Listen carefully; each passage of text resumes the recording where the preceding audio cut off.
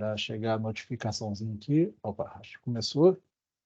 Beleza, então queria dar boa noite, você já passou 6 horas, boa noite, eu queria, em primeiro lugar, agradecer, vamos começar aqui a defesa de TCC do João Pedro, queria agradecer a banca, o Dalmo e o Thiago, que aceitaram avaliar o trabalho, participar dessa avaliação e dessa apresentação de TCC, que é o trabalho Patas Peludas, é o sisteminha que o João Pedro fez. Eu vou dar um tempo de 40 a 45 minutos para ele fazer a apresentação.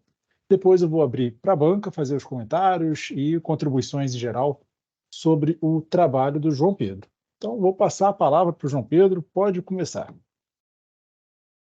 Beleza. Olá a todos da banca, boa noite. Eu primeiramente gostaria de agradecer a todos pela presença de todos e também por terem disponibilizado tempo para estarem aqui acompanhando a minha apresentação. Sem mais delongas, o sistema que eu fiz é Patas Peludas, adoção de pets e doação para organizações. Bom, meu nome é João Pedro, atualmente eu sou desenvolvedor front-end da PX3 e a comissão de avaliação é composta pelo professor Marco André, pelo professor Tiago, pelo professor Dalmo, e todos eles são professores do Cefet, sendo que o professor Marco André é o meu orientador. Com relação à estrutura da apresentação, primeiramente irei dar uma breve introdução, depois irei falar a respeito dos trabalhos relacionados, em seguida a respeito da metodologia, também a respeito dos resultados e discussões, e também concluindo o projeto e, posteriormente, fazendo as referências, apresentando as referências bibliográficas. Eu irei me atentar um pouco mais, tanto na parte da metodologia, quanto também na parte dos resultados e discussões. Com relação à introdução, um dado foi levantado em 2018 e cerca de 30 milhões de animais estão em situação de abandono aqui no Brasil, sendo que 200 mil cães e gatos estão na cidade de São Paulo e 500 mil cães e gatos estão na região metropolitana de Porto Alegre. Os motivos para o abandono, o que leva as pessoas a abandonarem seus animais.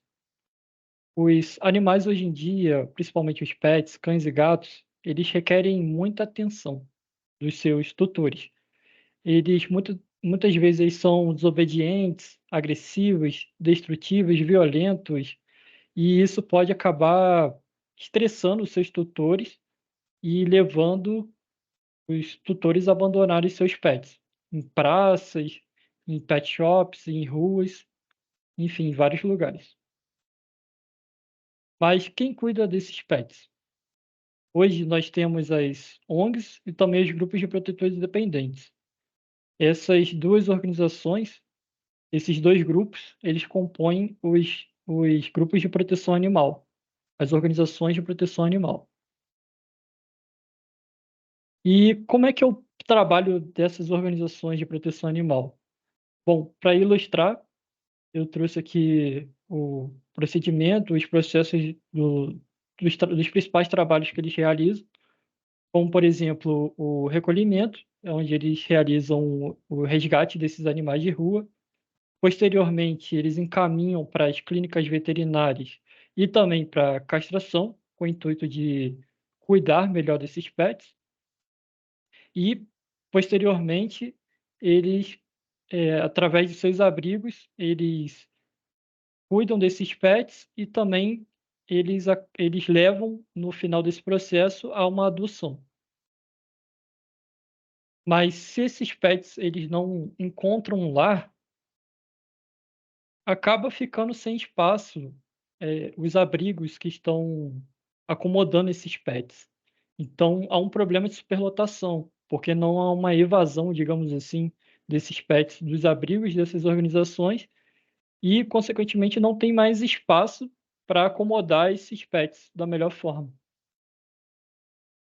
E, por outro lado, se não houver recursos financeiros suficientes, o processo todo praticamente todo fica comprometido, porque sem os recursos financeiros não tem como ampliar o espaço dos abrigos para poder acomodar mais pets, não tem como também arcar com os custos veterinários e também nem com os custos de castração. Então, consequentemente, acaba comprometendo praticamente todo o processo. Hoje existe um modelo de financiamento coletivo de projetos chamado crowdfunding.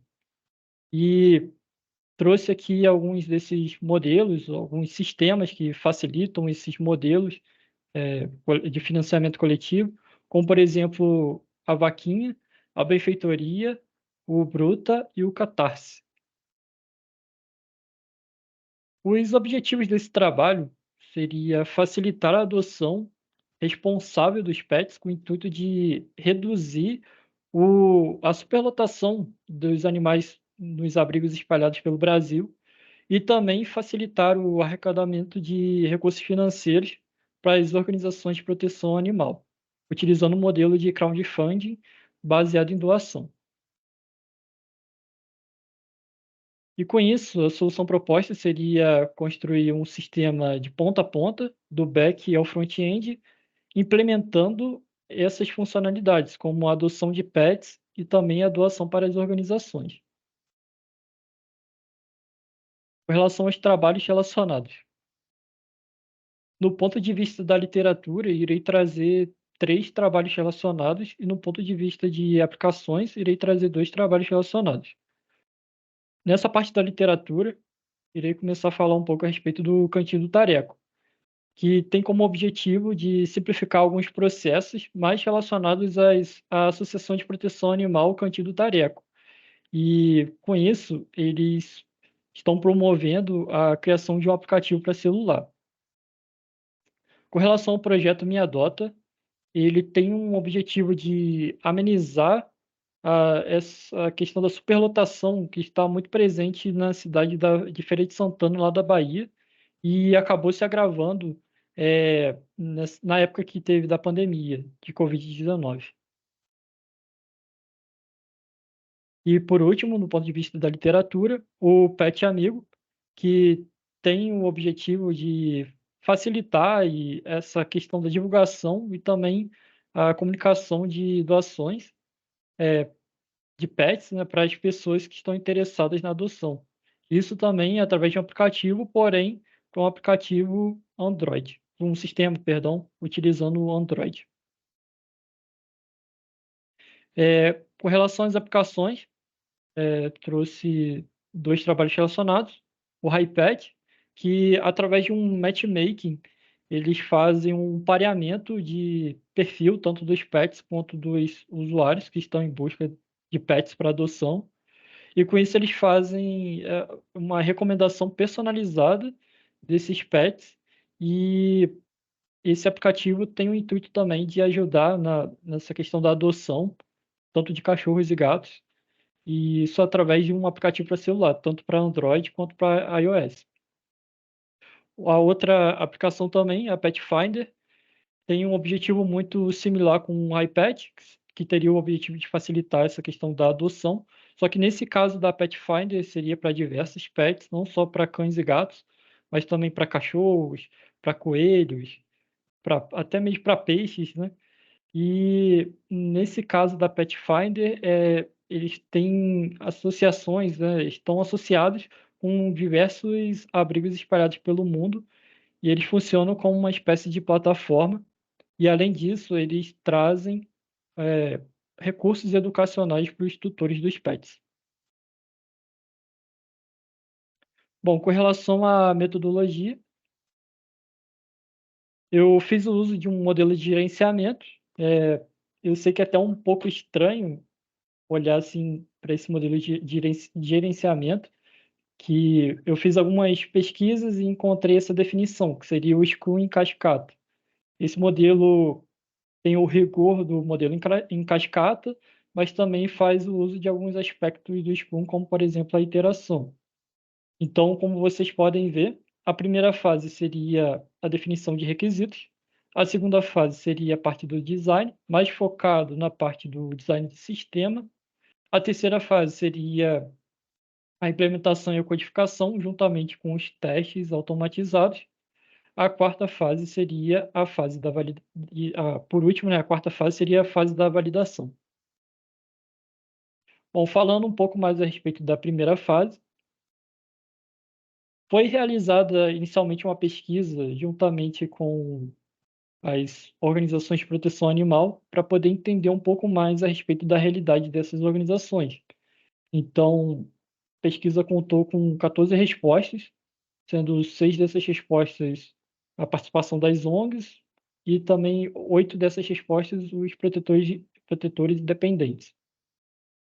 E através dessa pesquisa foi possível entender que a quantidade predominante de animais presente nesses abrigos gira em torno de 50 a 70 animais e que a doação é o principal meio de sustento dessas organizações. E através dessa pesquisa foi possível definir o escopo do projeto através dos requisitos funcionais, requisitos não funcionais, regras de negócio, requisitos fora do escopo. Com relação aos requisitos funcionais, irei citar alguns, como, por exemplo, deve ser possível que um membro de uma organização se cadastre como usuário, deve ser possível listar todos os pets cadastrados filtrando por suas características, deve ser possível visualizar detalhes de um pet para adoção. Os requisitos não funcionais, irei também citar alguns, como, por exemplo, a organização poderá fazer login via Google, além do login tradicional, e-mail e senha. Os dados da aplicação precisam estar persistidos em um banco PostgreSQL. Todas as listas de dados precisam estar paginadas com 20 itens por página. Com relação às regras de negócio, o cadastro de um pet só deve poder ser feito por membros da organização. Uma organização precisa ter pelo menos uma cidade e estado de atuação, um número de WhatsApp e uma chave Pix. E também um pet deve estar ligado a uma organização. Com relação aos requisitos fora do escopo, não haverá uma validação quanto à existência da organização ou quanto aos seus membros. Não será abordado no projeto forma de monetização da plataforma.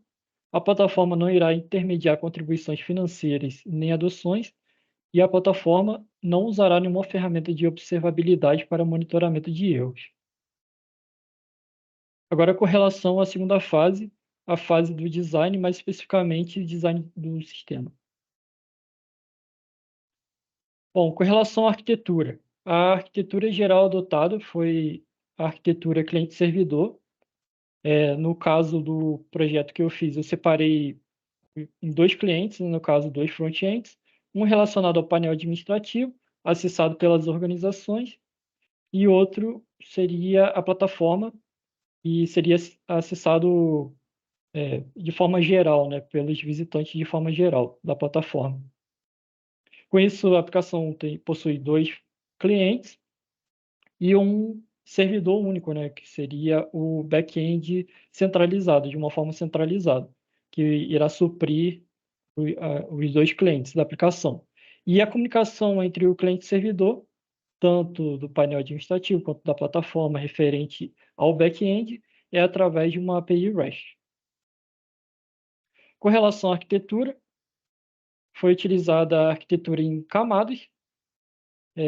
Através dessa arquitetura em camadas, fica mais fácil de especificar cada parte do sistema, modularizar, digamos assim, o sistema. Então, cada camada é responsável por uma parte específica do sistema.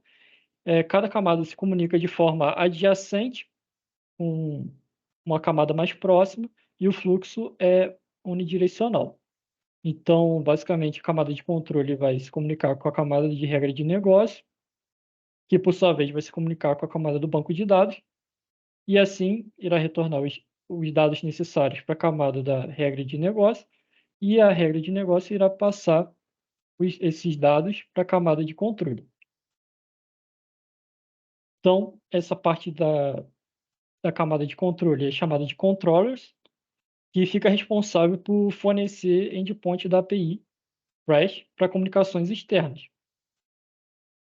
Essa camada do use case é responsável pela camada da regra de negócio, ela faz um agrupamento das principais funcionalidades que definem as regras de negócio do sistema, isso tudo com base nos requisitos levantados anteriormente. E com relação à camada do banco de dados, que nós chamamos de repositories, ela é responsável pela comunicação direta com o banco de dados, e isso também diz respeito às manipulações necessárias para os dados relacionados do sistema.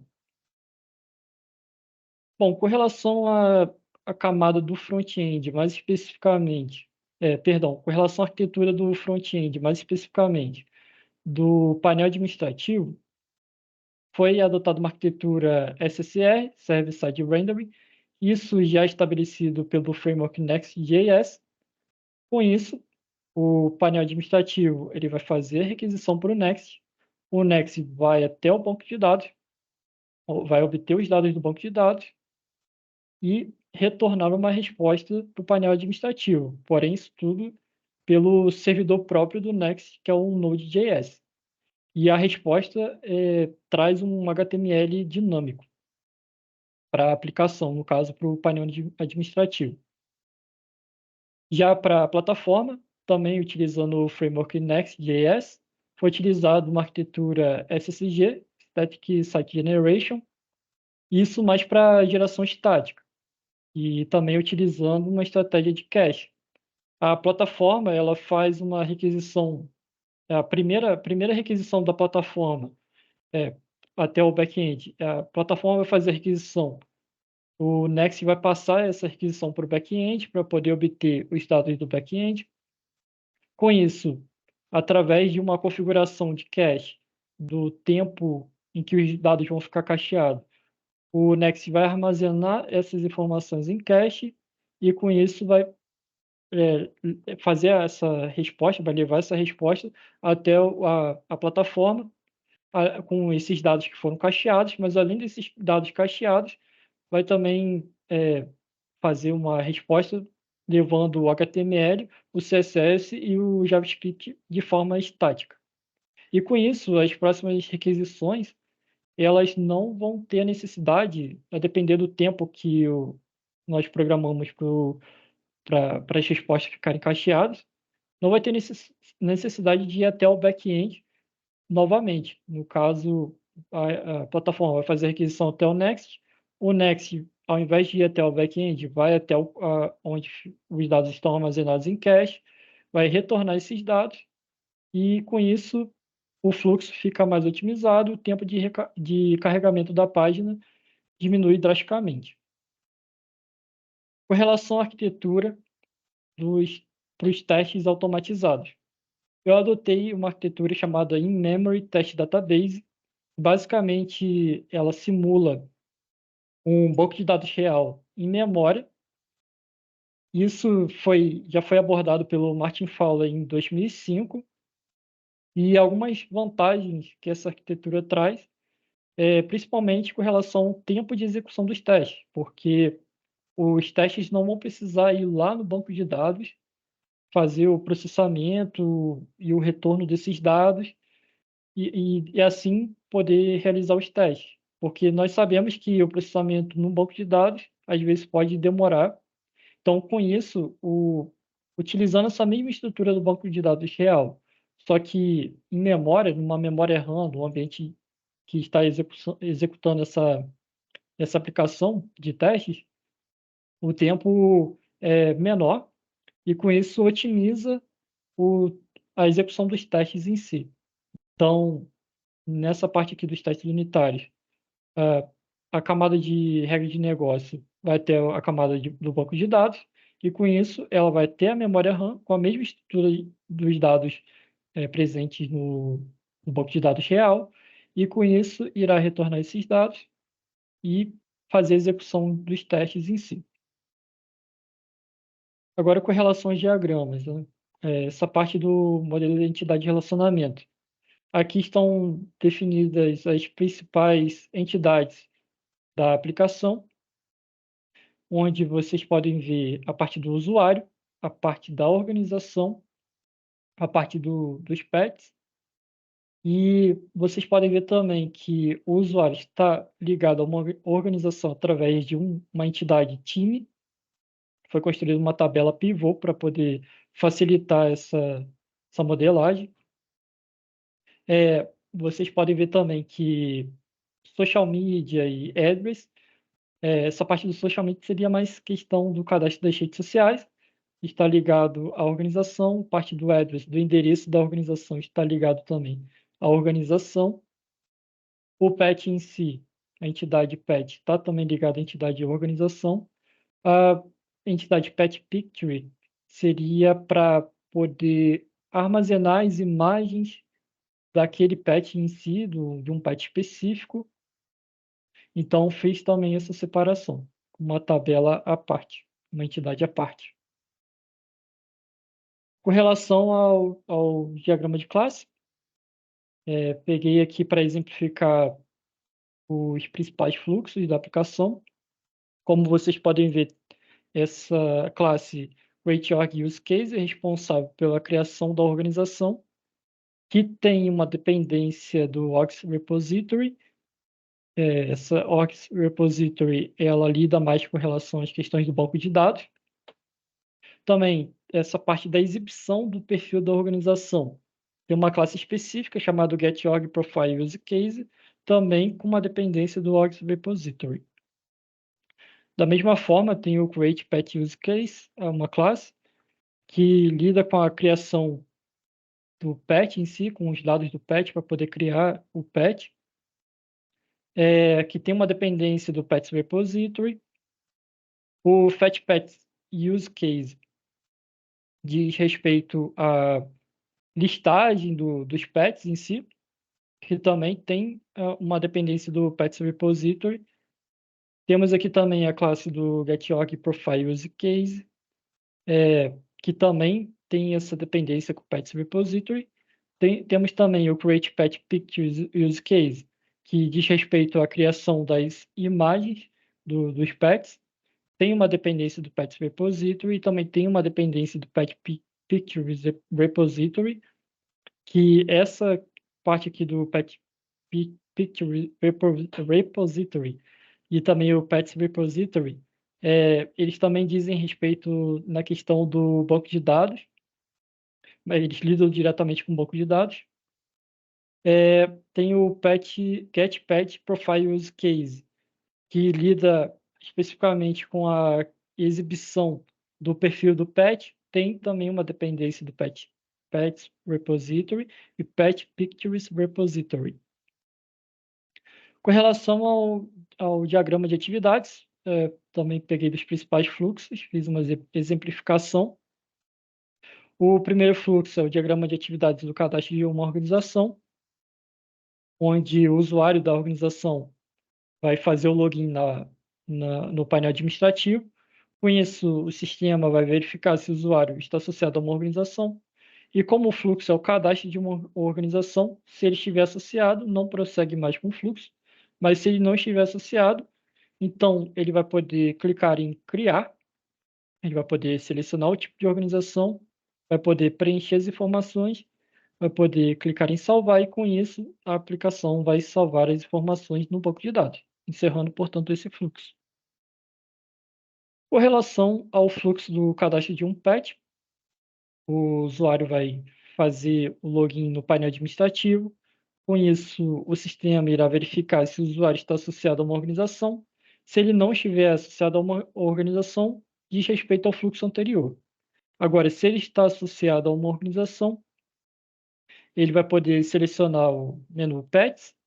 Com isso, o sistema vai verificar se a organização já possui algum pet cadastrado. Se tiver já algum pet cadastrado, vai fazer a exibição de um botão onde o usuário vai poder selecionar a opção do cadastro do pet. E caso não tenha nenhum pet cadastrado, também vai fazer a exibição desse mesmo botão. E prosseguindo, o usuário vai poder preencher as informações após ele selecionar a opção do cadastro do pet. Vai poder clicar em salvar essas informações. E o sistema vai verificar se as fotos do pet estão cadastradas. Se estiverem cadastradas, ele vai salvar as fotos em disco e, posteriormente, vai salvar as informações no banco de dados.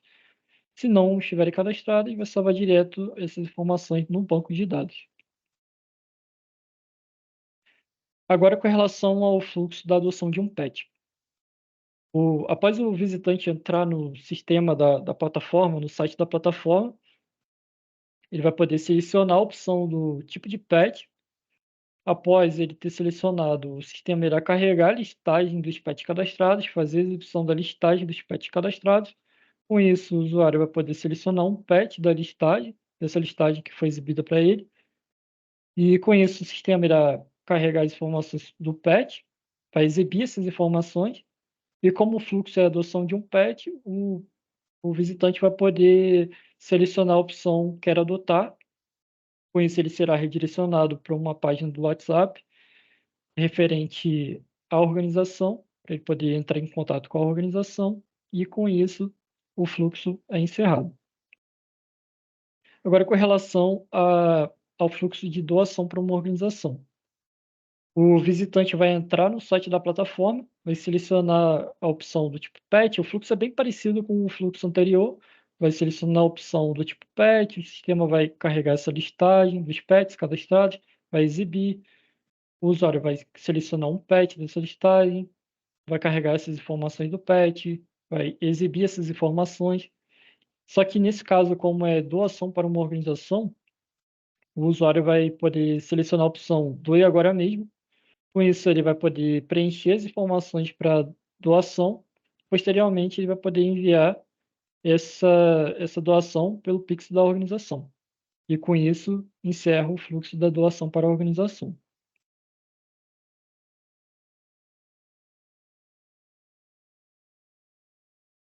Agora, com relação à terceira fase, que diz respeito à implementação e codificação, e também diz respeito aos testes automatizados.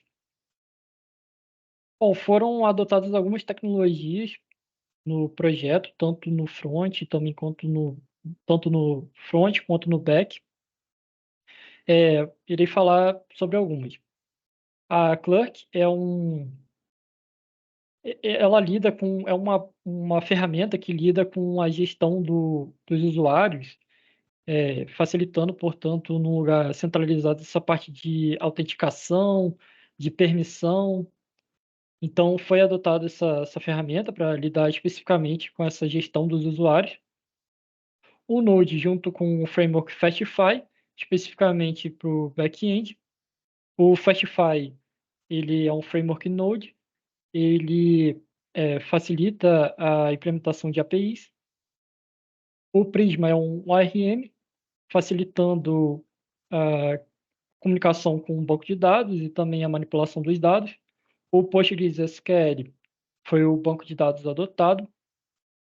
O Next.js, junto com o React, e também junto com o Tailwind CSS, foram adotados no front-end. O Tailwind CSS diz respeito à estilização, facilitando a estilização do projeto. O Next é um framework do React e o React é uma biblioteca. E o TypeScript, ele foi adotado tanto no front quanto no back. Aí, só voltando um pouco, o React ele é uma biblioteca que facilita a construção de interface do front-end. O TypeScript ele foi adotado tanto no front quanto no back. E o TypeScript é um superset do JavaScript. Proporciona a gente utilizar um JavaScript tipado.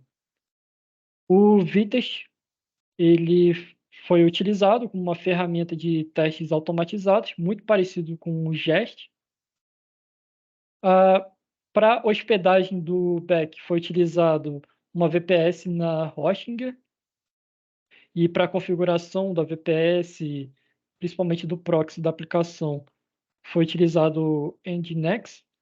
E para poder subir um ambiente de banco de dados, foi utilizado o Docker, facilitando essa utilização do banco de dados num sistema Linux, utilizando o PostgreSQL. E para a hospedagem dos front-ends foi utilizado a Vercel, tanto do front-end da plataforma quanto do front-end do painel administrativo. Agora, com relação ao controle de qualidade, agora no ponto de vista do código mesmo, da utilização do código, formatação do código, foi utilizado o SLint junto com o Prettier para formatação e utilização, seguindo um padrão já pré-determinado. Eu gosto muito de um padrão que eu desenvolvi, inclusive até criei uma biblioteca, está disponível no NPM, em que centraliza todas essas regras, tanto do SLint quanto do Prettier, para que eu possa utilizar, no caso, eu utilizei nos projetos front-end quanto no projeto back-end. Foram utilizados também commits semânticos, seguindo um padrão do AngularJS, conhecido como Conventional Changelog. Para isso, eu utilizei algumas bibliotecas auxiliares, como, por exemplo, o commitlint, o commitzen, CZ Conventional Changelog, e também fiz uma configuração aqui que amarra o commitzen com o Conventional Changelog. Agora, com relação às automações do projeto. Foram utilizados alguns Git hooks para facilitar essa questão dos commits semânticos. No caso, foi utilizado o Husk, que faz toda essa parte do gerenciamento dos Git hooks. E com isso, 3 Git hooks foram configurados para sempre que eu fosse fazer um commit, iria rodar esses Git hooks e com isso iria aparecer uma CLI facilitando a adequação do commit semântico seguindo o padrão do conventional changelog. Também foi utilizado o lint staged, em que antes mesmo da execução do Git hook, ele rodava nos códigos que iriam subir junto com o commit, ele rodava o lint para poder verificar se estava tudo de acordo com as regras estabelecidas do lint e posteriormente, se algum código não estivesse de acordo, ele já faria a correção automática. Agora, com relação ao controle de qualidade, foram feitos 32 blocos de testes, principalmente testes automatizados no back-end, e totalizando 87 testes unitários, e todos eles estão passando. E com isso foram cobertos 98,54% dos statements, 96,37% das branches, 100% das functions, 98,54% das linhas. E com isso foi dado como satisfatório a execução desses testes unitários. Agora indo para a quarta fase, a fase da validação, foi estruturado uma pesquisa de avaliação utilizando um modelo GQM e a escala Likert de 5 pontos.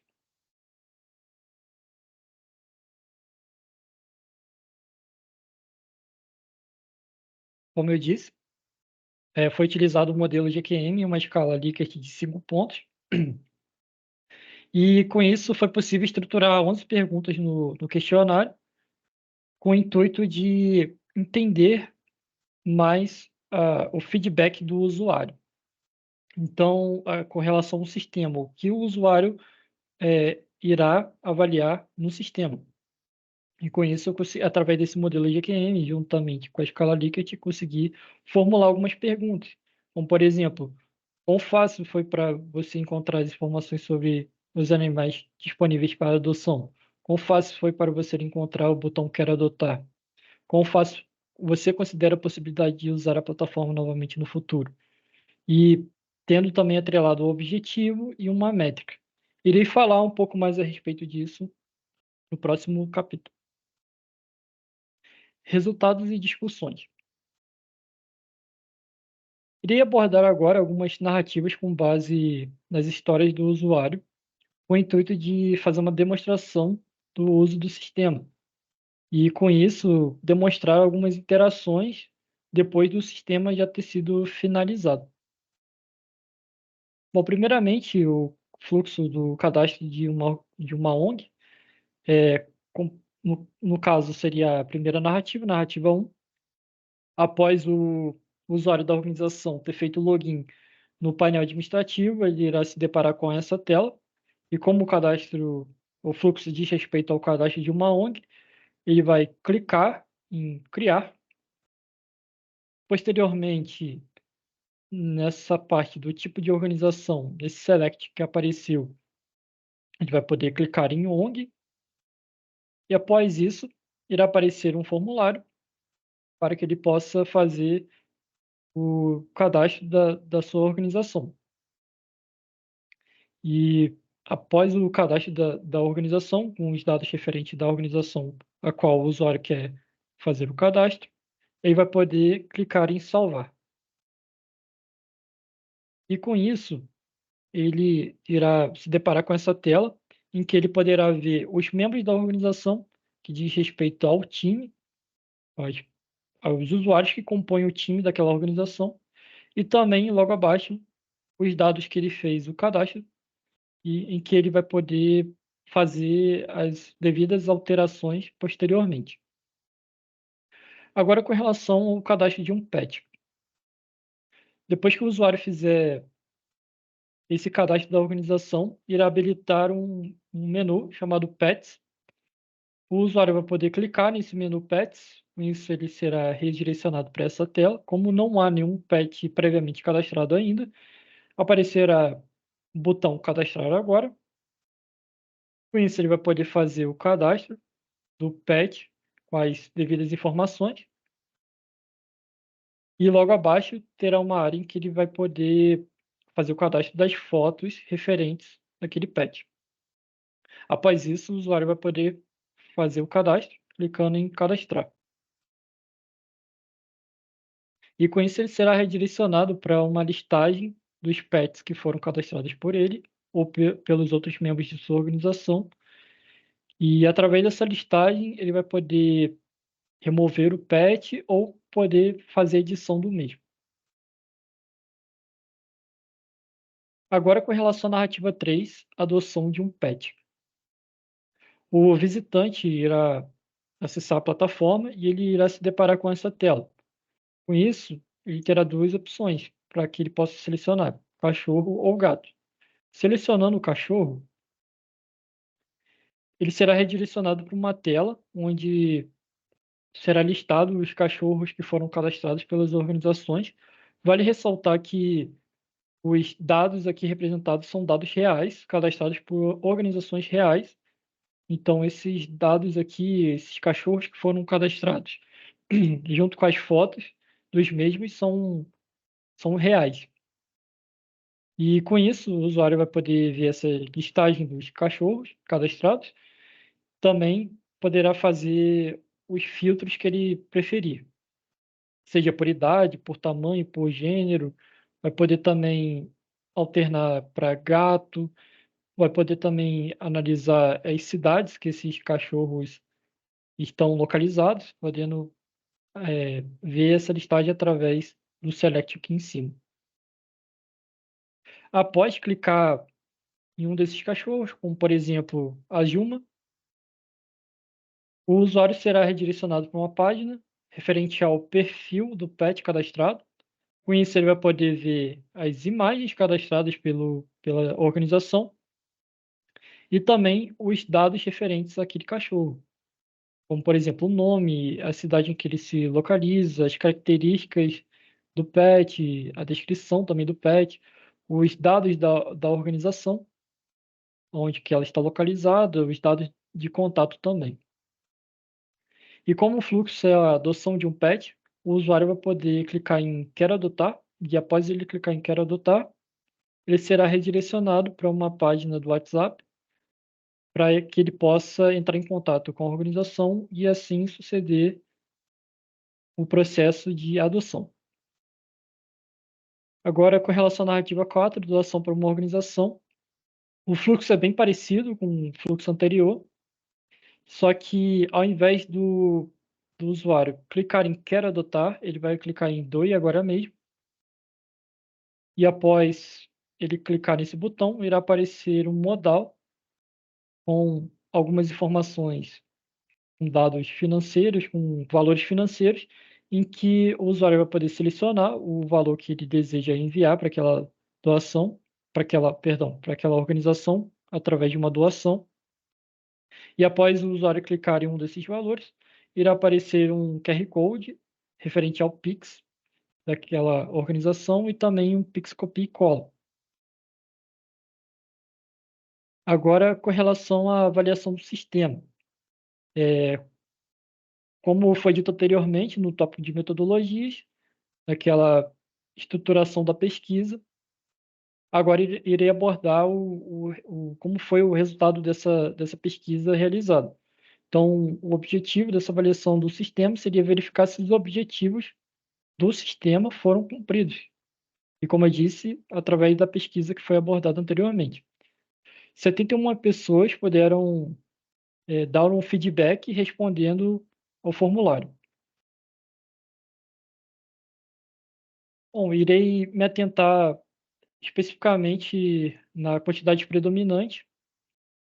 Então, com relação à facilidade de encontrar as informações sobre os animais disponíveis para adoção, 62 pessoas, equivalente a 87,3%, acharam muito fácil. Com relação à facilidade para entender as informações fornecidas sobre cada animal disponível para adoção, 62 pessoas, equivalente a 87,3%, responderam com muito fácil. Com relação à facilidade de encontrar as informações sobre as organizações que cadastraram os pets para adoção, 53 pessoas, equivalente a 74,6%, acharam muito fácil. Com relação à facilidade de encontrar o botão Quero Adotar, 61 pessoas, equivalente a 85,9%, responderam como muito fácil. Com relação à facilidade de encontrar o botão do Doe Agora Mesmo, 52 pessoas, equivalente a 73,2%, acharam muito fácil. Com relação à facilidade de aprender a navegar pela plataforma, 60 pessoas, equivalente a 84,5%, acharam como muito fácil. Com relação ao design e também a beleza da aplicação, principalmente do front-end, quão atraente e amigável é o design geral da plataforma. 61 pessoas, equivalente a 85,9%, responderam como muito atraente. Com relação à acessibilidade, é, dado diferentes níveis de habilidade e conhecimento tecnológico. 59 pessoas, equivalente a 83,1%, responderam como muito acessível. Com relação à facilidade do uso da plataforma através de dispositivos como celular ou tablet. 57 pessoas, equivalente a 85,1%, responderam com muito fácil. Com relação à possibilidade do uso da plataforma novamente no futuro. 52 pessoas, equivalente a 73,2%, responderam com muito provável. Com relação à probabilidade de recomendação da plataforma para amigos ou familiares, 62 pessoas, equivalente a 87,3%, responderam como muito provável. Agora, concluindo o projeto, dado esses objetivos, como facilitar a adoção responsável de pets e também facilitar o arrecadamento de recursos financeiros para as organizações de proteção animal, fiz uma proposta como como um sistema de ponta a ponta, implementando essas duas funcionalidades de adoção de pets e também doação para organizações. E com relação à conclusão sobre o sucesso do projeto, podemos chegar como satisfatório, pois as funcionalidades, tanto da adoção de pets quanto de doações para organizações, elas foram implementadas, elas foram avaliadas e, consequentemente, elas foram atendidas. Então, podemos considerar como um sucesso o projeto. O projeto foi bem sucedido. Agora, com relação aos trabalhos futuros, irei sugerir alguns, como, por exemplo, a substituição do modelo crowdfunding baseado em doações pelo baseado em recompensas, as automações relacionadas aos processos de adoção e doações na própria plataforma com o intuito de trazer maior transparência, e também o apadrinhamento recorrente. Agora, com relação às referências, vocês podem analisar melhor as referências na monografia escrita, são bastantes referências. E, com isso, eu encerro minha apresentação. Mais uma vez, agradeço a presença de todos, o tempo que todos disponibilizaram para estar aqui prestigiando a minha apresentação. Passo agora a palavra para o meu orientador e fico aberto a perguntas. Muito obrigado. Muito bom. É isso aí. Essas apresentações online têm uma frieza, né, que não tem aplauso, não dá para ver as pessoas que estão. Mas você conseguiu concluir com sucesso, está 44 minutos e meio, então tempo com precisão excelente, não teve nenhum problema durante a apresentação. Eu vi que tem várias pessoas, vários alunos que estão aqui acompanhando também. Queria lembrar o pessoal que eu botei lá no chat um link para o sistema que o João Pedro desenvolveu, caso vocês queiram dar uma olhada, ver como funciona e tal, que está plenamente funcional já. Inclusive com dados reais de organizações, né, que se cadastraram e colocaram os dados lá oficialmente para tentar tanto arrecadar quanto achar um dono para os pets. Mas aí, eu vou abrir agora para a banca, seguindo a frieza da ordem, a ordem de nomes, né? Vou começar pela a ordem alfabética, vou começar pelo Dalmo. Dalmo, se quiser, passo a palavra para você para fazer suas considerações, sugestões e comentários em geral do trabalho do João Pedro. Primeiramente, eu gostaria de agradecer ao convite, né, para participar da banca, né, tanto para o João quanto para o Marco, né, poder participar disso. É sempre bom a gente estar participando desses processos, que é bacana ver um trabalho já conclusão de final de curso, né? É um merecimento seu, né, João, de estar fechando um ciclo, né? E espero que comece um outro a partir daí já. Com relação à apresentação, não tem muito o que falar, foi muito bem a apresentação. Aliás, o trabalho todo está nessa mesma pegada.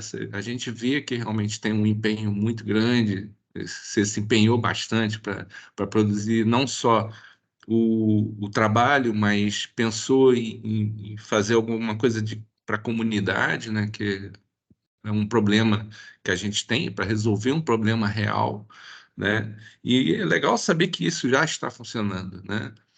Uma sugestão que eu fiquei seria interessante você colocar o link da aplicação dentro do TCC, né? Para que quem for ler o TCC ter acesso, saber aonde que está isso, né? Sentir falta disso no material. Algumas considerações que eu tenho assim com relação ao trabalho, não tem muita coisa para falar. Tá muito bem feito, tá? Você conseguiu fechar com uma chave de ouro, né? Considerações só a respeito a alguma coisa no seu TCC, tá? Algumas coisinhas assim, coisas pequenas como lista de abreviatura, sigla e acrônimos que está faltando aqui. Um detalhe importante aqui com relação às citações que você faz de referência, né, no documento, eu achei estranho que você bota um espaço antes do parênteses, né, do nome, e isso causa um probleminha no documento, que quando quebra a linha, fica um parênteses solto no canto direito e o resto do lado. Se você tirar esse espaço, já vai se organizar, tá? Um problema que eu vejo aqui é quando você faz a citação que tem um et al, né, nos textos. Só para você entender, normalmente a gente bota o nome do primeiro autor, tá?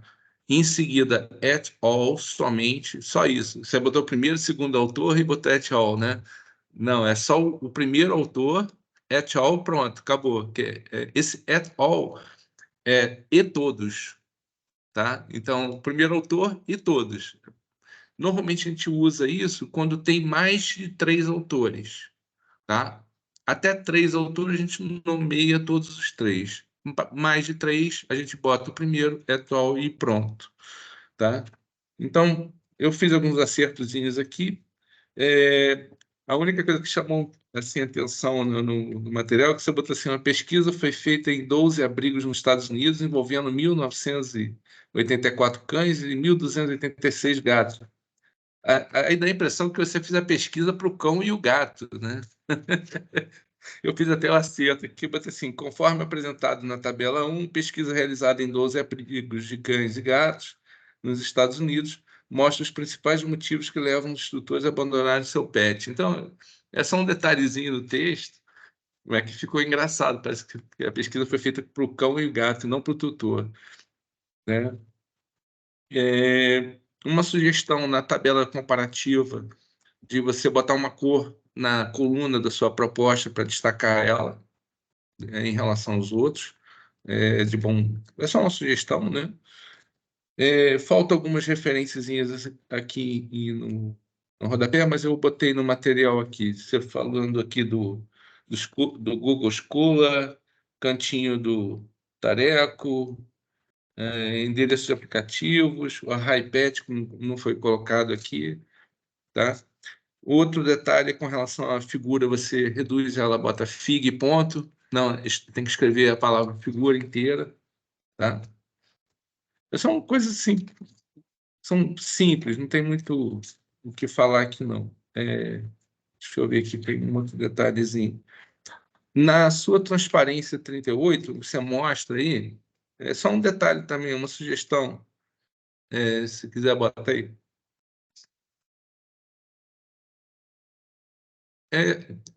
Você pode ver que o que eu estou mostrando mais é perfumado, tá?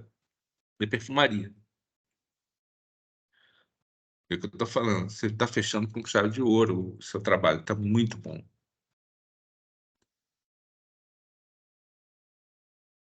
Tá vendo que você botou ali o social media? Ele está cruzando a linha ali. Se você botar na parte de baixo, inferior, você evita esse cruzamento de linha, tá?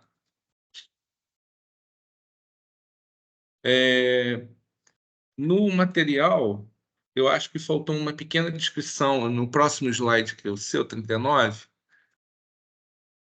Você falou bem, você apresentou bem esse slide, falou bastante sobre ele, né? Eu senti falta dessa fala que você fez na apresentação, na descrição do texto, tá? Ele só está aqui a figura e não tem nenhuma descrição comentando a respeito dessas classes, tá? Eu não digo falar sobre todas, mas falar basicamente o que você já apresentou aqui fez na apresentação, botar uma descrição pequena a respeito das principais classes no texto, é o que eu senti falta, tá? Com relação ao slide 45, aí não é nem uma sugestão nem nada, mas isso eu vi no trabalho. Cara, que sopa de letrinha, hein?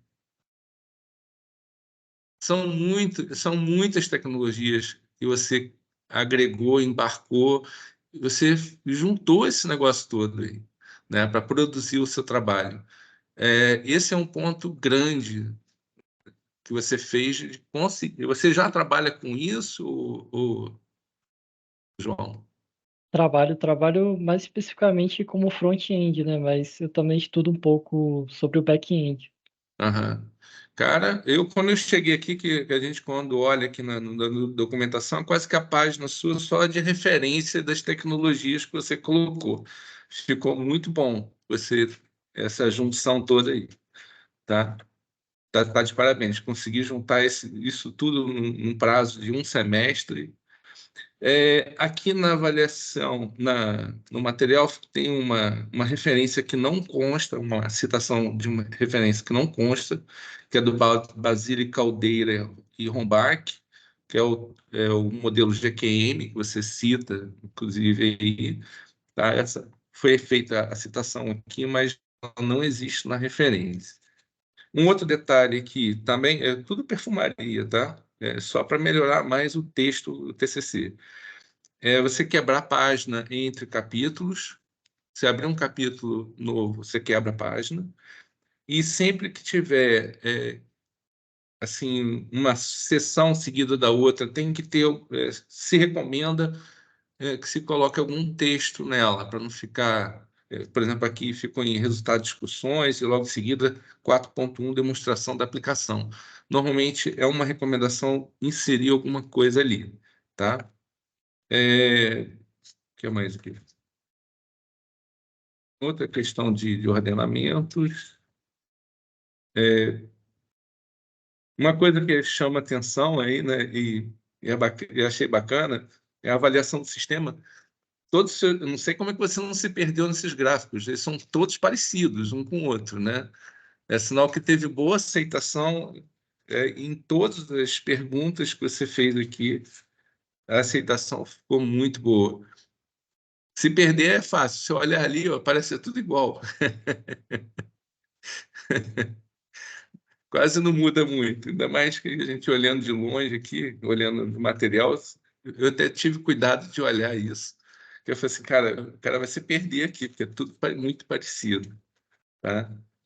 E por último, aqui no caso das referências que você colocou, aumentar um pouco o espaço entre elas, porque elas ficaram muito coladinhas. Não aí na apresentação. Aqui também ficou, mas no texto que fica ruim da gente achar as informações.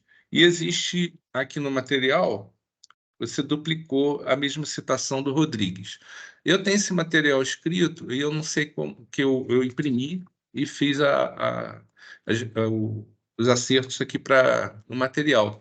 Depois eu vejo com você como é que eu vou passar isso para você, tá, João? Eu não sei se eu deixo aqui no Cefet, você pega, ou eu deixo com o Marco, aí a gente vê como é que faz, tá bom? Agora, de resto, cara, tá de parabéns. Não tem muita coisa. Basicamente, a perfumaria são coisas assim, só para acertar coisas de texto mesmo, mas tá de parabéns o seu trabalho, tá bom? Eu encerro por aqui. Marco. Opa, beleza. João Pedro não falou, mas é que tem algumas coisas dessas que a gente já tinha notado também. Por exemplo, a questão das referências com o espaço. Vários desses problemas com as referências é porque ele utilizou uma formatação de referências automática Tá. Aí surgiu esse espaço por algum motivo e não deu tempo de resolver isso antes de mandar para a banca. Aham. E essa questão eu nem tinha reparado da referência repetida também nas referências, eu acho que é só uma questão de atualizar, apertar o botão direito e atualizar, porque É é automático. para ser automático a geração dessa bibliografia. Deixa eu ver, tem mais alguma coisa que queira falar, João, antes de eu passar a palavra para o Tiago? Então, só agradecer pela avaliação do Dalmo e também pela presença dele. Beleza. Ó, Dalma, anotei tudo que você falou aqui, pelo menos tudo que eu consegui anotar, mas as suas anotações seria bom se conseguisse passar o arquivo para o João Pedro, porque Aham. eu estou em Teresópolis e para ir para Friburgo, para conseguir, é melhor você passar direto para ele. Entendi. João, você tem vindo ao Cefet, não? Não, mas eu posso ir. Eu tô Se praticamente quiser, de eu posso férias. deixar na guarita. Hoje eu estou aqui no Cefet, inclusive. Aham. Se quiser, eu posso deixar aqui na guarita para você. Pode ser, pode ser. Durante a semana eu passo aí e pego. Então tá, combinado. Beleza. Perfeito. Obrigado, então, Dalmo. Vou Nada. passar a palavra para o Tiago. Tiago, pode começar as suas colocações aí. Tiago, Boa noite a todos aí. boa Vocês estão me noite. ouvindo? Agora sim. Ah, sim, beleza.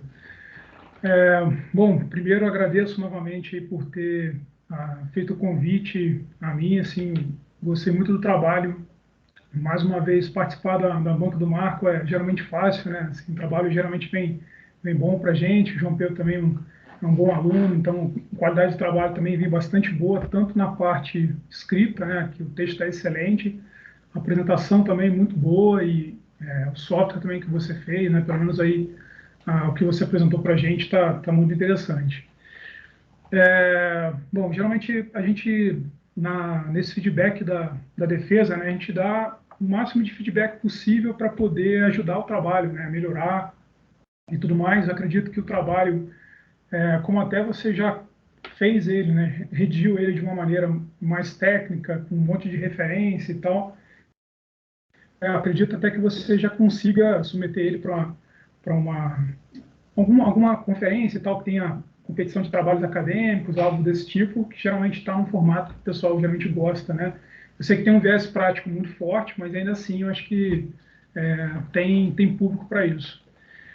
Bom, eu vou dividir as minhas análises aqui em 4 partes, né? Eu vou falar do texto, depois da apresentação, né, da análise que você fez. Eu já fiz todas as anotações no texto, né, no PDF, e produzi um arquivo também com tudo que eu estou falando aqui para você. Já vou passar depois no final para você anotado.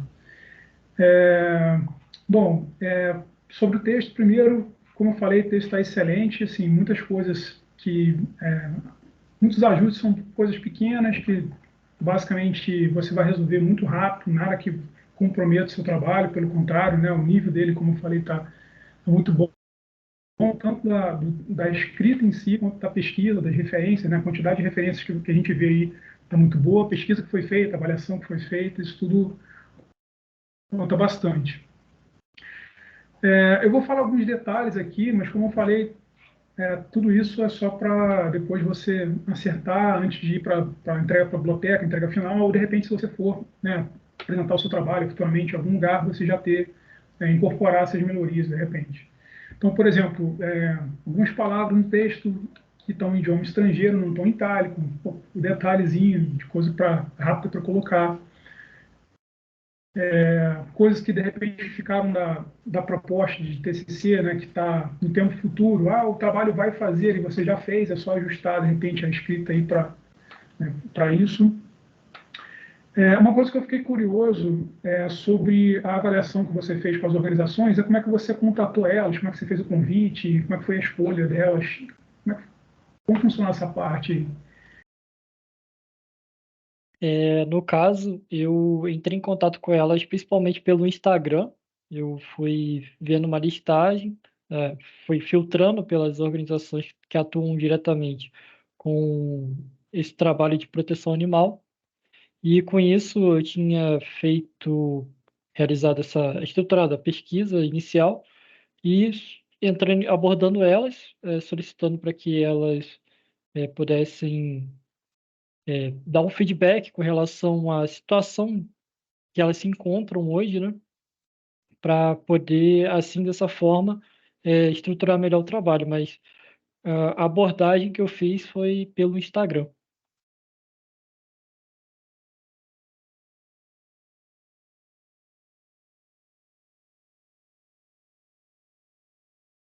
Tiago, acho que seu microfone está fechado. Oi, tá ouvindo? Não. Já? Tô sim, tá ouvindo. Acho que está tendo um lagzinho. Eu começo a falar, depois ele abre. Acho que é Estão isso. ouvindo agora, né? Tá, Tô beleza. sim. Eu estava falando que, de repente, pode ser interessante até acrescentar no texto, só para indicar como é que você fez a abordagem e tal, que outros alunos provavelmente vão, de repente, querer fazer algo parecido, né? E aí você dá o caminho das pedras já para eles aí. Bom, deixa eu ver aqui. A parte de história de usuário, que eu vi que você colocou no texto, né? Você nem mencionou aí, mas também ficaram boas as histórias de usuário. Eu recomendo até você, talvez, deixá-las com menos jargões técnicos, né? Em vez de você mencionar a mesma coisa da interface de usuário, deixar mais focado.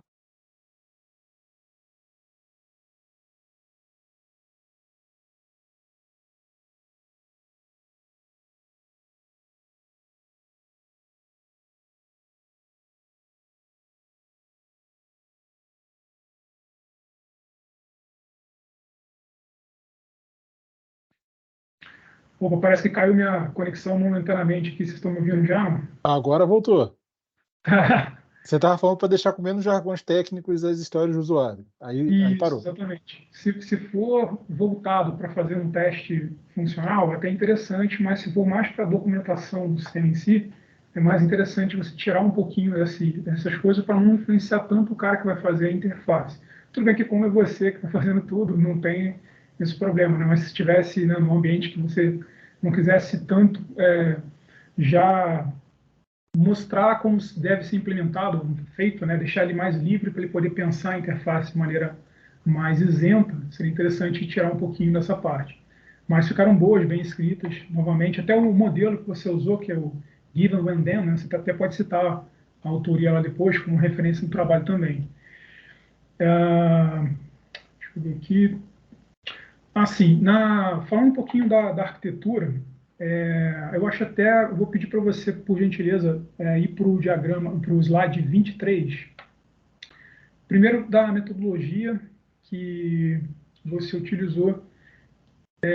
Você comentou que você utilizou o Scrum, né, junto com um modelo que basicamente é o ciclo de vida de desenvolvimento de software, né? Só não ficou muito claro o que você usou do Scrum, se você utilizou... Porque, assim, como você está fazendo um trabalho sozinho, se você fez algum tipo de planejamento de sprint, né, durante essa fase, ou quais controles você fez do Scrum. Porque geralmente você tem reunião de retrospectiva, né, que no caso você fazia, e o stand-up meeting, né? Então, como é que ficou essa integração com esse modelo que você fez? Então, com relação à parte do Scrum, eu falei mais a respeito dessa terceira fase e também da quarta fase, em que a terceira fase é composta pela implementação e os testes, eles são iterativos. O que eu quero dizer com isso é que logo após a implementação da codificação, foram feitos os testes automatizados e caso eles suprissem, né, é, é, satisfizessem é, essa implementação em si da funcionalidade, ele iria avançar para a quarta fase. Caso não satisfizesse essa funcionalidade, voltaria então para a parte tanto da implementação quanto dos testes automatizados até estar tudo direitinho. E com relação à questão do modelo em cascata, porque digamos assim, um modelo linear, né, em que não há muita iteração. Então, acabou tendo uma junção, tanto do modelo cascata quanto do modelo Scrum. Então, aí eu até tive um pouco de dificuldade de entender melhor esse modelo, mas o que mais se assemelhou à definição, dadas as minhas pesquisas, foi esse que eles chamam de Scrum em cascata, né? Tá até aqui. Scrum em cascata ou Scrum híbrido, né?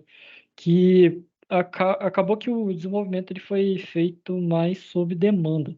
Então não houve assim tanto essa questão do Scrum relacionada a sprints, até mesmo como só eu queria fazer o sistema, é, acabou que eu achei que não seria tão útil, né? Fazer assim dessa forma. Então, acabou sendo a junção tanto do modelo em cascata quanto do modelo Scrum. Certo. Eu não sei se você teve algum feedback durante a construção da solução já de algum usuário, ou esse processo de validação foi feito só mesmo depois de finalizar a aplicação, né? Ou durante o desenvolvimento você recebeu algum feedback? Eu tive feedback, sim, inclusive até mesmo uma organização lá de Pernambuco, se eu não me engano, eles estavam preenchendo a parte do CEP, a parte do endereço da organização, e como o sistema ele acaba fazendo uma consulta ao sistema dos Correios, e também posteriormente faz o preenchimento automático do endereço, essa organização estava alegando que o endereço estava vindo errado, estava sendo preenchido de forma errada. Aí, com isso, eles deram esse feedback, eu fui lá e corrigi de tal forma que eu fiz uma implementação em que vai continuar vindo essa parte de forma automática, preenchimento automático, mas dando maior liberdade para as organizações poderem fazer essa edição do endereço. Então, eu fui tendo esse feedback, eu buscava sempre incluir algumas organizações que realmente toparam assim, participar do projeto, de me ajudarem com o projeto. Então, sempre que eu ia fazendo algumas implementações, eu sempre falava, perguntava o que elas achavam dessas implementações e com isso eu ia construindo, digamos, o sistema junto com elas. Ótimo. Então, até fugir um pouquinho de cascata tradicional, né? Que você teve um pouco de feedback ainda no início, aí, no meio. Legal. E eu vi lá que você colocou uma opçãozinha para permitir corrigir, né, os dados que estão vindo dos correios, um checkbox. Legal, legal. Vou pedir para você, por gentileza, para o slide 30, sobre arquitetura cliente-servidor. Assim, né, é só uma observação bem simples. Tem um diagrama na UML que você pode utilizar para fazer essa representação, caso você queira, que é o diagrama de implantação. Não sei se você chegou a ver durante o curso aí. Talvez seja mais conhecido. Se você quiser usar a anotação padrão, né, você pode também anotar. Esse diagrama ficou bom, ficou simples, né? Nem precisava ser um diagrama UML, mas só caso você queira, né? Só para demonstrar algo que você viu no curso também, daria para substituir. Aproveitando o slide 31, só para uma outra observação aí. Então, no texto do trabalho, você comentou que tentou utilizar, de certa forma, a arquitetura limpa, né?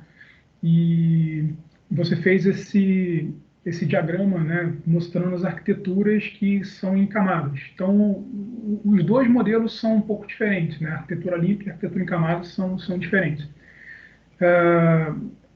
Na apresentação, beleza, acho que no texto ficou um pouquinho mais difícil de entender onde que entrou a limpa, onde que entrou a em camadas, porque, por exemplo, na arquitetura limpa, você só tem um fluxo de direção das setas, né, que é das bordas para o centro, do núcleo da aplicação. Na arquitetura em camadas, você também deveria não ter tanto esse retorno da seta de volta, né, só a seta de ida. Então, assim, interessante, de repente, deixar um pouco mais claro como é que você fez essa integração. De repente, no texto, acho que aqui a gente não precisa fazer essa discussão, só para... Porque como você usou algumas coisas, por exemplo, use cases, né, controllers que estão lá na arquitetura limpa, mas você usou isso como uma arquitetura em camadas, não ficou, né, muito... Não deu para entender muito bem essa integração aí. De repente, se você quiser explicar um pouco depois lá no texto, um pouco melhor sobre isso. Mas, no geral, deu para, pelo diagrama que você fez depois, acho que no slide 31, isso, 31. Não, foi no próximo, por gentileza. Você fez um diagrama de classes. Então está mais na frente. Esse diagrama. Deu para entender um pouco melhor como é que você representou. E sim, dois pontos aí que eu quero chamar a atenção nessa parte de arquitetura. A primeira é que você começou mostrando a sua arquitetura com um DR, que foi nesse slide anterior ali, né? E, cara, DR, para mim, ele denota persistência, não arquitetura. Persistência geralmente é um detalhe da arquitetura de software, né? Vou armazenar em arquivo, ou em banco de dados, ou em alguma coisa. Então, é mais interessante, talvez, representar com um diagrama de classes, talvez no modelo essencial, né, que você captura o problema do negócio em si, que provavelmente você vai encontrar entidades que se parecem até com o seu modelo de dados, né, que no caso está no DR ali, né, você representou endereço, né, equipe, usuário, etc. Talvez com um diagrama de classes do modelo conceitual caberia melhor, né, antes de você entrar para o modelo de persistência, que aí você já conhece o que tem na aplicação. Mas eu vi que você meio que transportou as entidades para os seus casos de uso, no diagrama seguinte, não foi?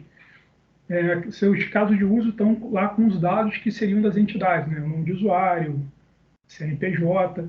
Não é comum a gente ver isso em use case. É mais comum você ter uma entidade, por exemplo, organização, org, no seu caso aí, com esses dados, e o use case usar esse objeto, né, que ele vai passar para o repositório. Tanto é que eu vi que seus repositórios, eles utilizaram mais parâmetros com tipos de dados simples, e não objetos, né? Por exemplo, quando você dá um create lá nesse org repository, você está passando data, mas poderia ser provavelmente uma organização sendo passada como um parâmetro para você criar a organização. E não tem esse objeto que representa a organização né, no seu modelo. Então, eu senti um pouco de falta de ver, né, esse modelo dentro, mas assim, ok, tá.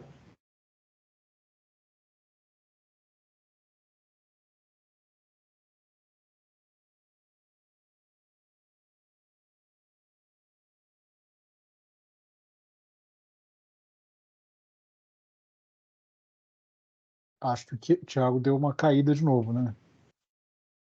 Thiago? Você está me ouvindo agora? Oi. Agora sim, voltou.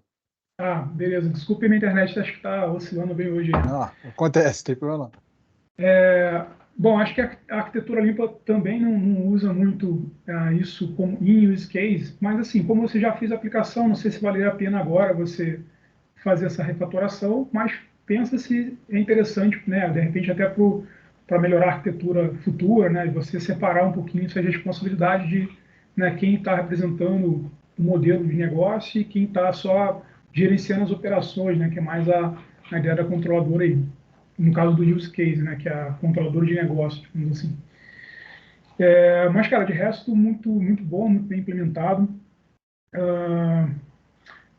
Uma última observação da use case aí só, eu não encontrei um conceito que tem na arquitetura limpa, só estou mencionando que você citou no trabalho lá, mas só para puxar esse lado aí. Você falou que os controllers são os endpoints da aplicação, né, que é provavelmente onde vai chegar a requisição do modelo RESTful que você criou lá, e ele vai disparar, né, a funcionalidade que vai acontecer naquele endpoint. Mas você não tem uma representação da interface de usuário, né, no seu modelo. Onde é que está a representação desse cara? Você tem isso, como é que isso está acontecendo na aplicação? No caso, eu estou me atendo mais à questão dessas camadas mesmo, né? Tanto a parte das controllers, parte dos use cases, e também do repositories. Mas com relação à questão da interface do usuário em si, no caso o professor diz do front-end, né? Não até do back-end, por exemplo, você está usando alguma biblioteca de rotas, né, provavelmente com o Fastify e o Node, talvez Express junto, né? Esse cara provavelmente é a sua interface de usuário, a interação de entradas e saídas, né, que estão pegando os dados e passando para o seu use case. Isso. Esse modelo externo não entrou no seu modelo de representação aí do problema. Só para, de repente, pensar se vale a pena representar de alguma maneira esse cara Tipo, para onde estão sendo mandados os resultados que você está pegando do repositório, né? Está ficando só no use case ou ele está passando para alguém depois fazer alguma coisa, entendeu? De novo, detalhes, mas só para, né, como a gente está discutindo aqui a arquitetura e tudo mais, tô tentando dar o máximo de feedback possível para melhorar o trabalho. Beleza. Uma curiosidade também, você utilizou geração estática, né, com cache. Esse cache é algum cache específico, Redis ou algo específico mesmo lá do Next.js? Você chegou a... Então, eu não cheguei a ver essa questão do Next, ele já faz de forma automática, né, digamos assim. Então, eles até têm um pouco de abstração nesse sentido. Mas, basicamente, tem alguns parâmetros que a gente define nessa parte das requisições, em que, no caso, especificamente até o Next 12, a gente precisa implementar o get static props, acho que é get static props, é isso. E alguma coisa nesse sentido, agora me falha a memória. Mas aí, dentro dessa função, digamos assim, que fica dentro do mesmo bloco, ali, do mesmo contexto, né, digamos assim, da aplicação em si, é, a gente passa alguns parâmetros relacionados às requisições, e com isso a gente define só o tempo do cacheamento daqueles dados.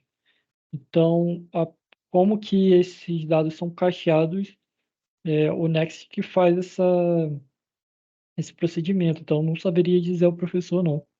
Não, perfeito. Assim, eu acho que já, como o Dalmo até disse antes, cara, já é muita coisa você já ter feito a integração de tantas ferramentas aí no seu trabalho mesmo. Só fiquei curioso se você teve a utilização de alguma outra coisa ainda para a parte de cache, né, que é uma parte que, né, para escalabilidade da aplicação é muito importante, mas, cara, já tá ótimo aí, já usou o padrão dele. Na parte de testes, esse banco de dados em memória, você chegou a fazer um repositório separado em memória ou você usou o Postgre como banco de dados em memória? Eu cheguei a fazer um banco de dados separado em memória mesmo. Eu criei dentro do arquivo repositories, aí tem o in-memory test database, uma pasta com um nome assim, mais ou menos, e também tem tem uma pasta chamada Prisma Repositories. Então eu fiz essa separação ali mesmo a nível de código, né, digamos assim. Bom,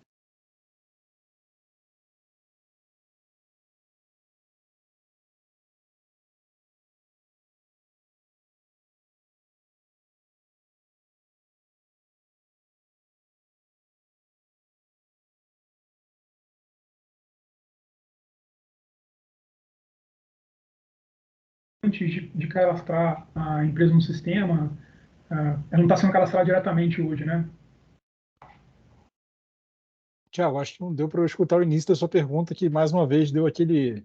Tá, por favor, você continue dando feedback aí que eu não estou conseguindo saber quando é que eu estou caindo aqui. Pode já de eu aviso, assim que acontecer de novo eu falo. Tá, beleza, obrigado. Eu estava falando o seguinte, eu fui no site, tentei cadastrar uma organização, e ele me levou para um formulário do Google Forms. Você está fazendo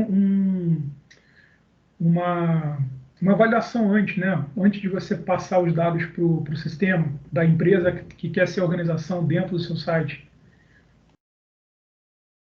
Então, no caso, tem um outro sistema, no caso, um subdomínio chamado dashboard.pataspeludas.com.br, em que as organizações elas podem fazer o cadastro direto por lá.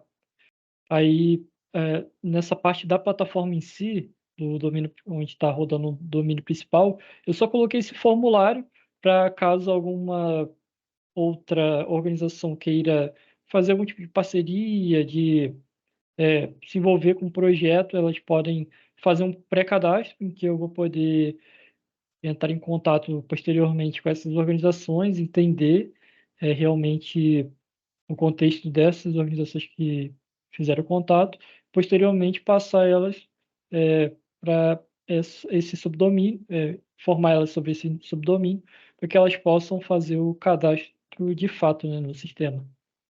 Então, Entendi. se o professor depois tiver um tempo, quiser acessar o dashboard da aplicação, está nesse subdomínio.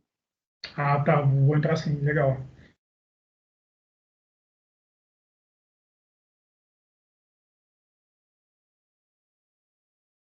Tiago, não estou te ouvindo de novo. Alô?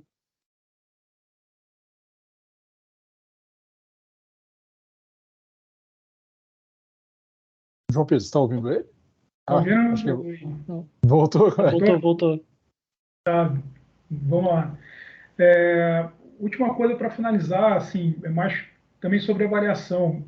Quando vocês fizeram esse formulário com essas empresas, vocês chegaram a deixar alguma pergunta aberta, né, descritiva sobre, para pegar algum feedback, por exemplo, daquelas pessoas que responderam que tiveram dificuldade de usar ou de encontrar algumas coisas na interface, ou que não voltariam a usar, ou que não recomendariam a plataforma, se elas disseram mais a respeito do porquê que elas não conseguiram encontrar, ou qual dificuldade que elas tiveram. Chegaram a olhar isso também? No caso, nesse questionário, eu acabei não deixando nenhuma pergunta aberta. Ficou somente com a escala Likert mesmo, seguindo aquelas perguntas. Tá, não, sem problema. Acho assim que a ótima análise que você fez, assim, até para trabalho de graduação, geralmente nem dá tempo de fazer uma análise dos projetos. Você já fez uma análise, pegou ainda com um monte de empresa. Assim, se você for futuramente rodar mais pesquisa, de repente tenta descobrir, né, por que algumas pessoas não estão achando as coisas, estão tendo dificuldade, meio só para você ter esse feedback, né, e saber o motivo. Mas, cara, deu para ver que todo mundo já, a maioria, né, a grande maioria lá, como o Dalmo disse, quase todos os slides estão parecendo 90 e tantos por cento das pessoas gostaram muito e tal. Então tá muito bom o feedback que você já teve aí. Parabéns. Novamente, parabéns pelo trabalho e parabéns, Marco, também.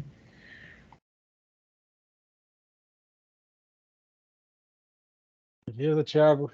Muito obrigado. Tem mais alguma consideração ou terminou mesmo? Terminei Não, sim. ficou silêncio, eu não sabia. Não, Ah, beleza. deve ter cortado de novo, então, alguma coisa que eu falei, provavelmente. Não, você agradeceu, eu acho que deu certinho. João Pedro, mais alguma coisa? Queira acrescentar os comentários do Thiago? Só agradecer mesmo pela avaliação também do professor Tiago, pelo feedback que ele deu. Vou analisar com muito carinho. Muito obrigado pela participação, tanto do professor Tiago, também do professor Dalmo, e também do meu professor orientador, o professor Marco. Beleza. Olha, eu agradeço muito os comentários que você fez, Thiago. É sempre muito, muito valioso. O seu feedback é sempre muito valioso, uma coisa que, ainda mais num trabalho como esse, que o João Pedro é extremamente técnico, ele gosta de explicar bem tudo que ele fez, todas as tecnologias, tudo que ele faz, ele coloca no papel, coloca na apresentação, porque ele sabe o quanto isso é importante, principalmente no trabalho acadêmico.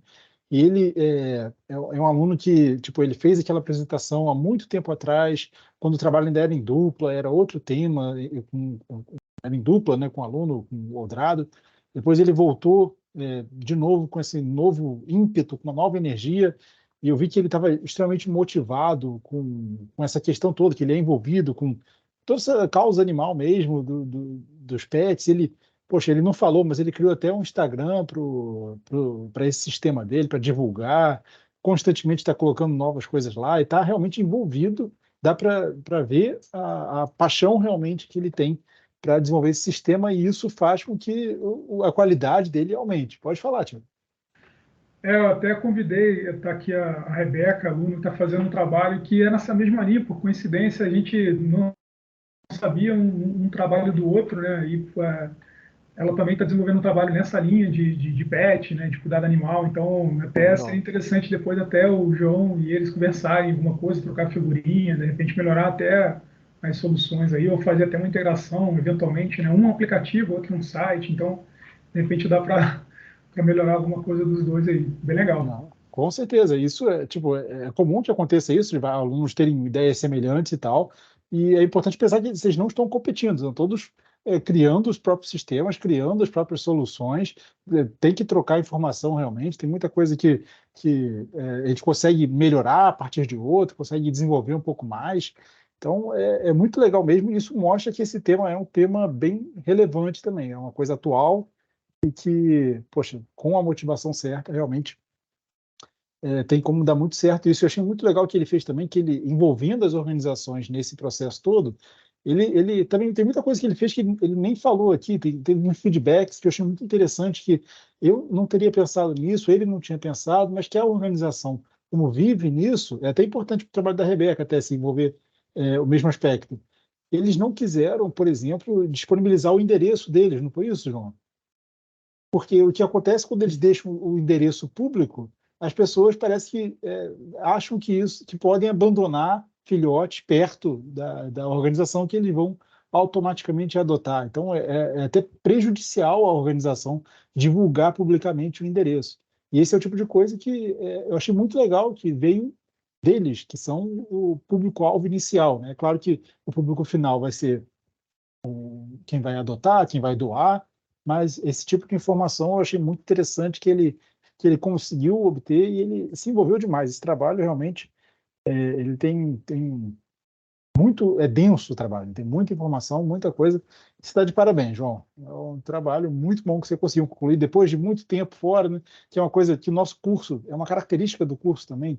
O que acontece? As pessoas entram cedo no mercado de trabalho, aí começa a ter menos tempo, começa a ter menos disponibilidade, e eu fico muito feliz quando o aluno volta e consegue concluir, consegue consagrar tudo que ele viveu ao longo do curso com a formação aqui conseguindo o diploma.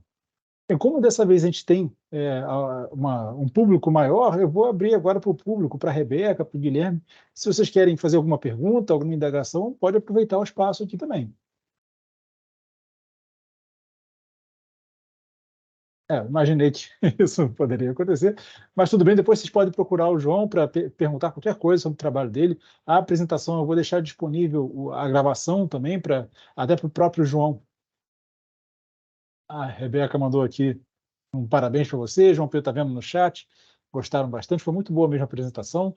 Eu vou deixar a gravação dela aqui disponível para depois vocês poderem acessar e até para o próprio João ver os comentários. Eu fui anotando tudo que eu pude aqui, mas realmente eu agradeço se o Thiago e dar um passarem para o João as próprias recomendações, sugestões e correções que precisam ser feitas. Eu agora vou parar a gravação e vou pedir para o João Pedro e para os demais colegas que estão assistindo aí, menos eu e a banca, para a gente conseguir deliberar sobre a nota e avaliar o resultado desse trabalho. Tá bom? Beleza. É só mesmo agradecer a todos que puderam participar e também pelos feedbacks que foram muito valiosos. Perfeito. Até daqui a pouco. Vou encerrar a gravação aqui.